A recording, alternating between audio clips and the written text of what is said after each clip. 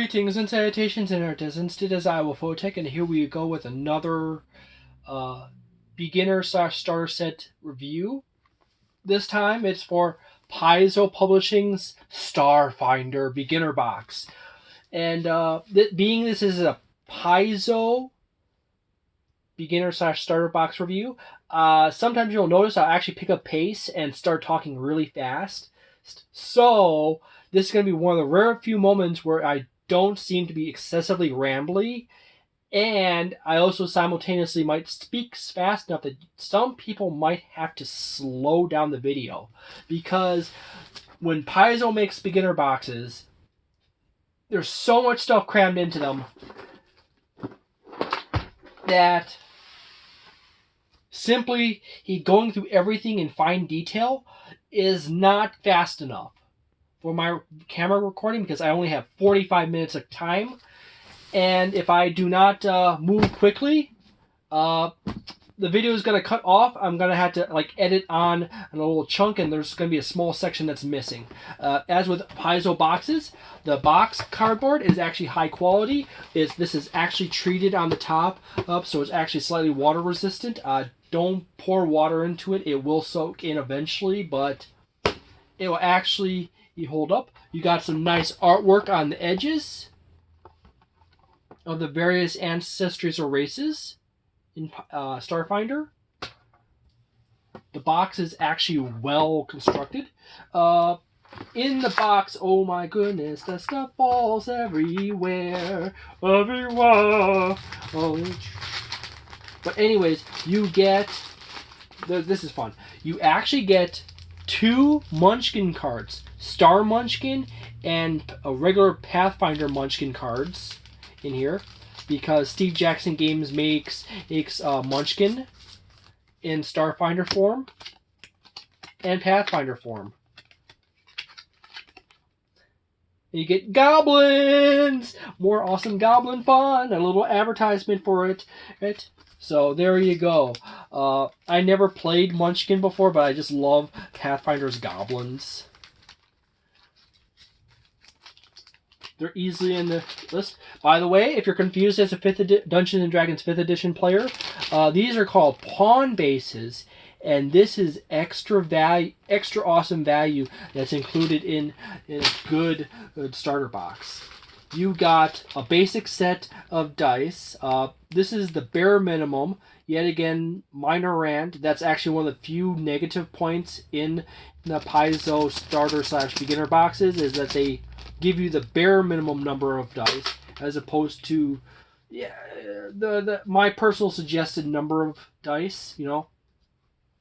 You got cards for your various. You got multiple cards. You got 1, 2, 3, 4, 5, 6 cards. These 6 cards are all the same. They have the basic rules for combat and various mechanics, And then you also have the conditions on the backside and what effects they have. Alrighty? So, you got 6 cards. You can hand these out to your 5 or 6 players. 1 to 6 players, unless you only have 5 players, and you can keep one for yourself as a quick reminder if you're a new game master. This is actually an amazingly awesome feature. However, these cards are pretty good, but they are not on the quality level as Pathfinder 2nd Edition's cards. Pathfinder 2nd Edition is hiding back here behind in my 5th edition maps pile. So these are good. They're not as good as those, but they're still better than anything that Wizards of the Coast will even put in 5 seconds of effort into.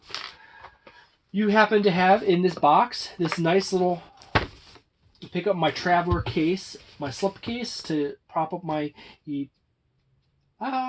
You got Space Goblin on the sheet. This sheet shows you what you get in this box set, and a little information about the game system.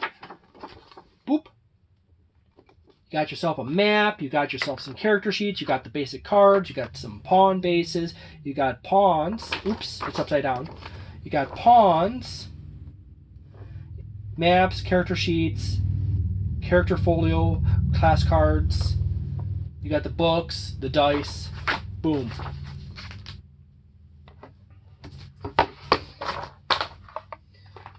You got character sheets. This is easy. Unlike Pathfinder 2nd Edition, they are not color-coded. As you see, the dice are all black. Paizo keeps upgrade. This starter set or beginner set predates the Pathfinder 2nd Edition beginner set. So as I go back in time, you'll actually see that every newer edition or game system that Paizo makes, the quality increases constantly. So these are still very well organized. You have your character abilities and modifiers. You got your character information, your initiative score or bonus, hit points, your melee and ranged attack X section. You got your skills. Got a little key on the side here with all your dice. Each one of these sections is lettered to key into the guide that teaches you how to make characters in the box. It's 2 sheets, front and back. It is not nearly as refined, but it is clean and simple as it is to easily track. You got the Heroes Handbook, which covers over for all the different options. You have numbering for your steps on character creation. You got a handy dandy table right here. So you got a little nice reminder of all the steps in creating your character in proper order. And you got your Heroes Handbook table of contents. And then you go into here. It describes and explains dice, basic game mechanics. That goblin, it looks like he has a ton of fun. The artwork that Paizo puts in their books basically makes anything and everything that Wizards of the Coast does look like underachievement on the max. Ooh, they're fun. Everything is nicely numbered. You got right here in this red box, there's to move to the north, go to entry number 6. To move towards the east, go entry number 9. If you're defeated both space goblins and there's a gang and you're going to complete the adventure, entry 23. So this is actually a little play section right here for example of play. There's a section on examples of play. So it gives you an idea of how the game system works. And then we have this getting started section. Whoop. And the basic concepts. And then we have character creation overview, where they show you the pages, all the different races and classes with icons. Oh my god.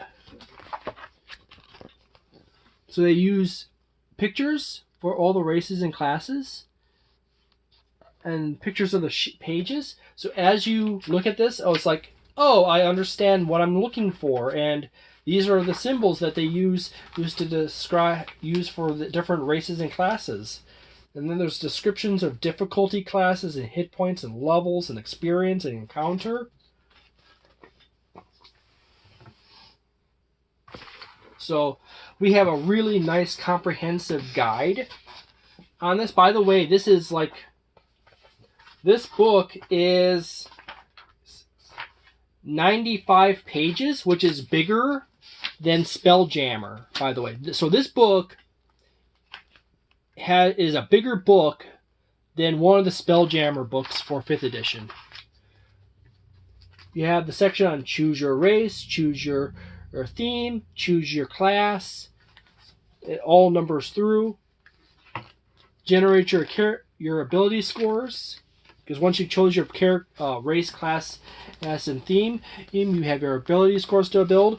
It steps you all the way through how to use different arrays and character creation mechanics right in here. Like focused array, split array, versatile array, etc. And it keeps on stepping you through. It has little important reminder sections like don't forget to do this.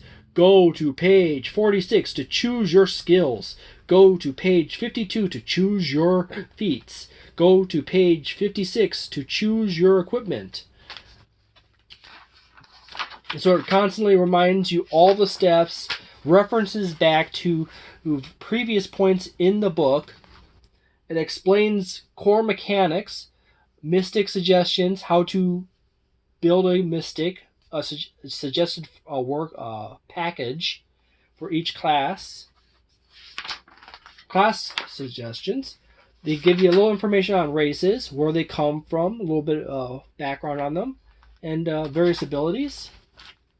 They have yet to switch over to the term ancestries.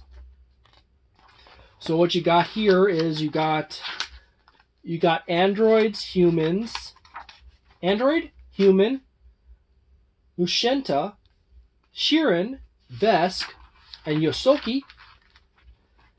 And then you have your themes, which is an extra layer that's kind of like your background for Pathfinder, for Starfinder. Then you have your classes like Envoy. You have it explains your level up mechanic for all your stuff. Got level 2. This is your level 1 right here. Your level 2, your level 3, your level 4. 2 pages. And then on the next page, it goes into mechanic. Same basic structure. The next set of pages is Mystic, which actually is going to be a slight break here because it actually goes into multiple pages because Mystic is a spellcaster. So there you go.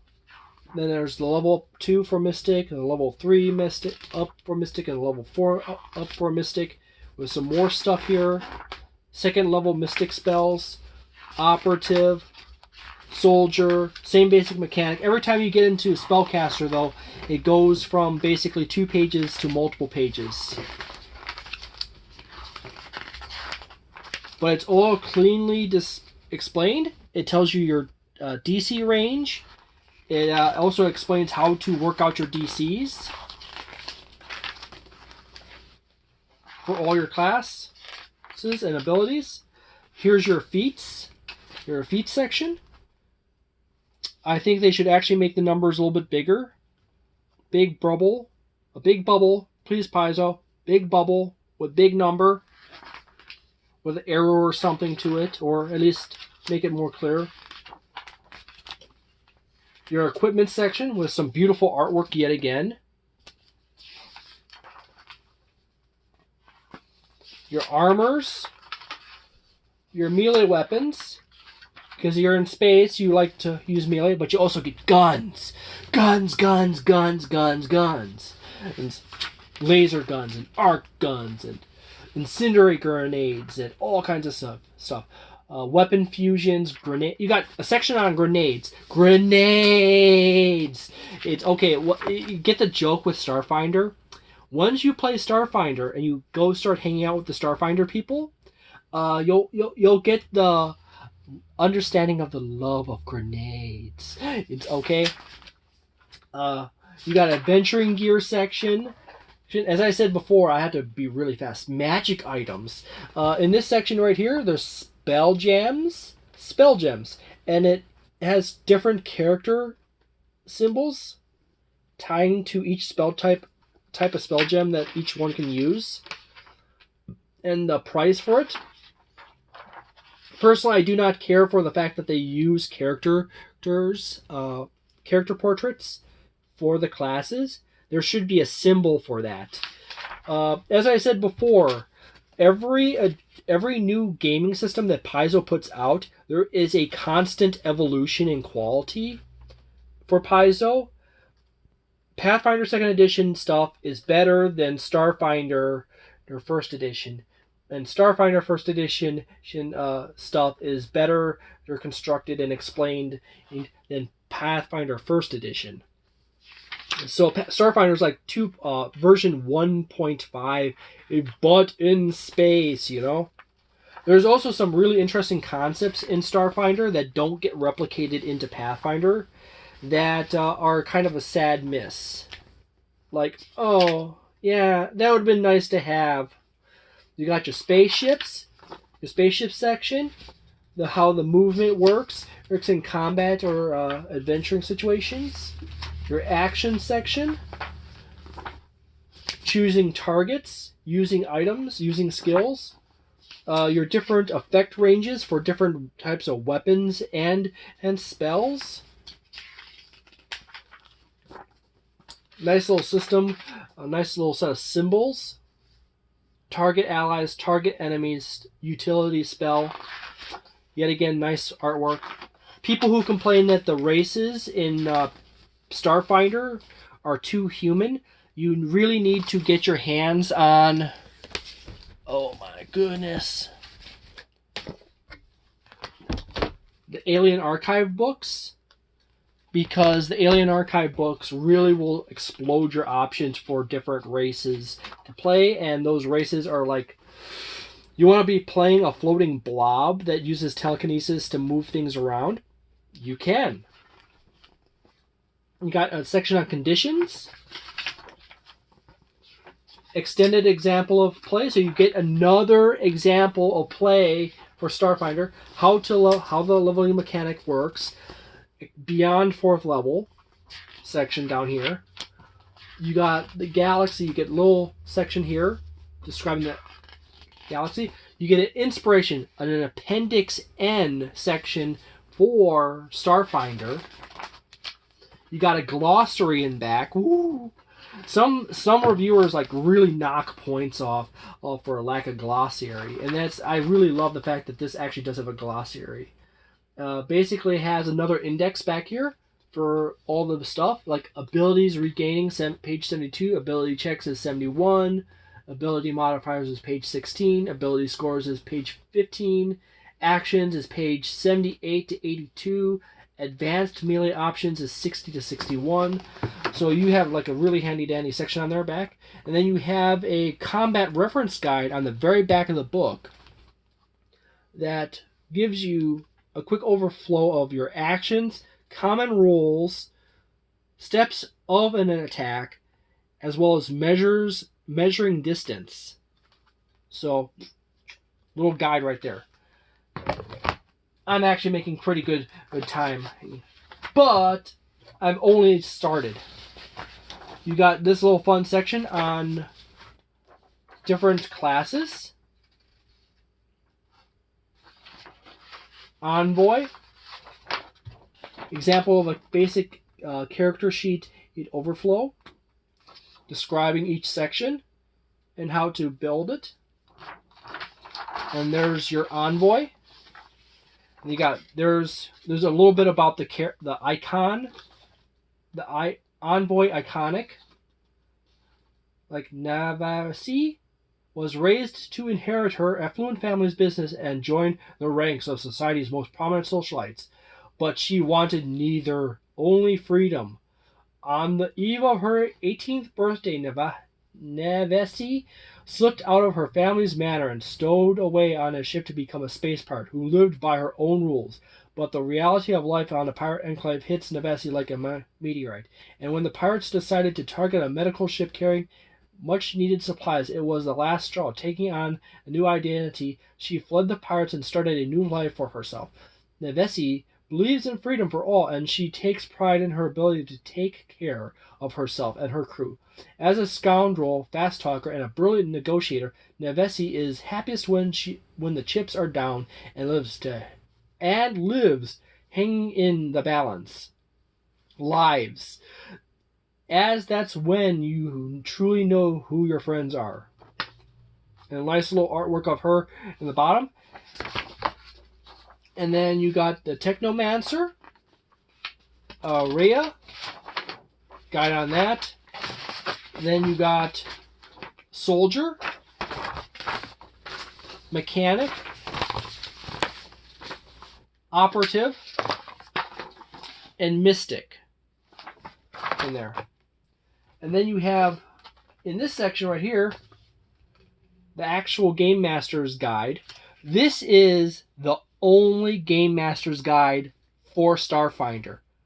When I started into Starfinder, I was confused as heck about where in the heck was the Game Master's Guide. And I'm like, there's only this book. There's typically normally a actual book. Pathfinder First Edition and Pathfinder Second Edition actually have their core rule books, have a Game Master section in the back, but they also have straight up just a Game Master's guide for those systems. But Starfinder does not have a standalone Game Master's guide. The closest thing to a standalone Game Master's guide is right here, this book. Alrighty? By the way, this is just awesome. This guide goes through, it's not even really a Game Master's guide, but it is an adventure that walks you through how to play Starfinder as a new Game Master. All the basic rules that a Game Master has to make sure that you're doing, the steps of the adventure, so forth. I'm not going to show you the adventure. However, there's a map. The artwork is really nice. I do like the old school style map. Some nice artwork on that page. But anyways, my lighting needs to be improved. But then you have different monsters or opponents. And Starfinder doesn't let down. There is a beautiful selection. By the way, a lot of these humanoid creatures, like the Dragokin and the Drow, you can actually play as, because there's actual rules for them in the Alien archive books. There's also rules for the Formians as well, which are big insectoids. You got greys, you got all kinds of stuff.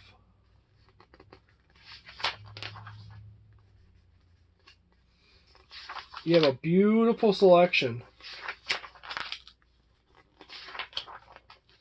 Skittermanders are awesome. They're like the good version of goblins for Starfinder. And then you have a nice little section in the back showing off a lot of the books. Where to go next in your Starfinder adventures. Rules and references section. Choosing a target guide. There's an index, and then there's a map of Absalon Station right back here on the back cover. As well as another one of those reminder sections: combat reference guide, actions, common skill, common rules, combat round sequence, and measuring distance. And then on to the next thing.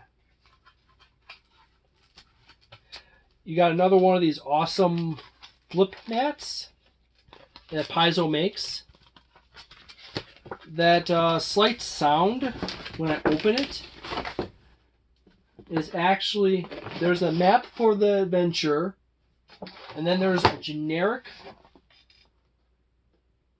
steel floor grid map for your grid map needs. And then back here is actually the pawns, which I have not used because I never actually got around to using pawns for Starfinder. But you have a nice section of pawns with a selection of characters and monsters. So like if you are playing an android, you got an android soldier, you got an android envoy, an android mystic, you got an android, you got a lot of options. Same thing with Sheeran and everything else. You got your Sokis for all the jobs. You got different enemies there. By the way, you can actually play as them if you get the Alien Archives books. As I said before, the rules to play a lot of these humanoid-esque races, and not even remotely near humanoid-esque appearance races, happen to be in the Alien Archives books. There happens to be a total of 4 of them, and each one of them has like 25 to 30 races in it that you could play as. But actually, it's like 10 to 35. But here's another little fun advertisement to advertise, hey, to continue our adventure, here's some books to buy, as well as the a little advertisement for the Starfinder Society book. On here, there is more text on the edge of the box, as opposed to like Wizards of the Coast, which is pretty much blank with just the title of the box. You got a little section on the core book, the flip mats and the accessories, the Alien Archive book, and the Near Space book. Pact Worlds book, actually. So thank you very much for watching that part. Yet again, when it comes to Starfinder, this is like the only option as a starter set to get into Starfinder with. So it's basically automatically a 5-star. Yeah, I kind of don't care for having to give it automatic 5-star on that regard. However, it is like a 4.25 on the Pathfinder starter set, not Pathfinder, Paizo starter set collection. It is the more older variant of their structure pattern. It is a slightly more primitive version of the Pathfinder 2nd Edition starter set. As I said before, there's these cards are not quite as good as what is Pathfinder 2nd Edition starter set. These character sheets are not as refined as Pathfinder 2nd Edition starter sheets. The dice are not color-coded to the sheets. And you're also short. You also have the absolute bare minimum number of dice to play Starfinder. Sometimes an accent kind of rolls in. So the Pathfinder 2nd Edition Beginner Box is a more refined version of the structure of the Starfinder Beginner Box, which is a more refined version of the Pathfinder 1st Edition Beginner Box. So it's where the Starfinder is really close to being like amazing, like near perfect beginner box structure and everything. Starfinder is just that slightly slower step on the beginner, on the super high quality section list of that.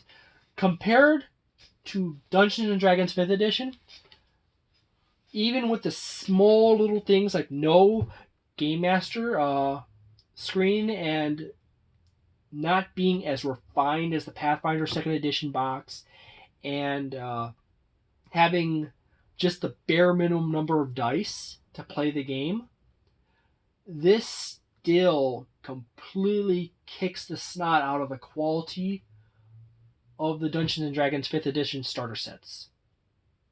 The closest thing to quality this set has to the Dungeons & Dragons starter sets is literally the Essentials kit, which is literally the best one and the second best one. For exact details on those, go ahead and check those videos out. I go over my thoughts and details on it. There are some things that those have that these don't, like Game Master screens and such. But a Game Master screen is more old school, and some people don't care to use Game Master screens when they play. And a Game Master screen is easily enough replaced by the act of just literally getting a Game Master screen, such as this, out. This is the 5th edition Game Master screen, right there. Or in the case of Starfinder, I actually have it sitting by me. Here's the Starfinder Game Master screen. It's actually vertical set, which is actually a really nice one. I would actually love a 5-panel Game Master screen.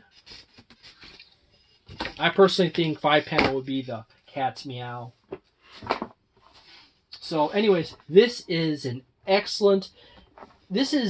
amazing box to start with.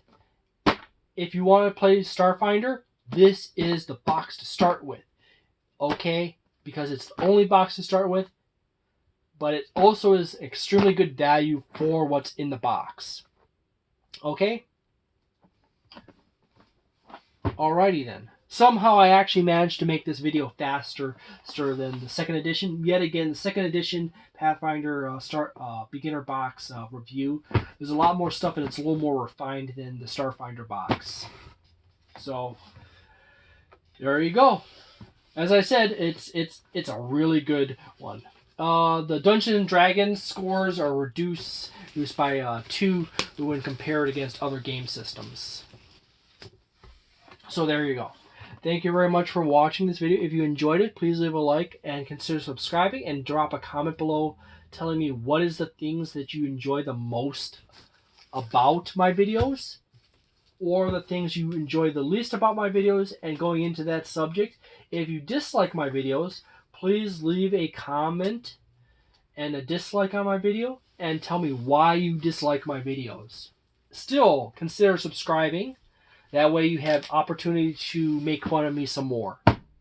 Thank you very much for watching. Have a delightful day, a nice night, a wonderful week, and a magnificent month. And see you next time.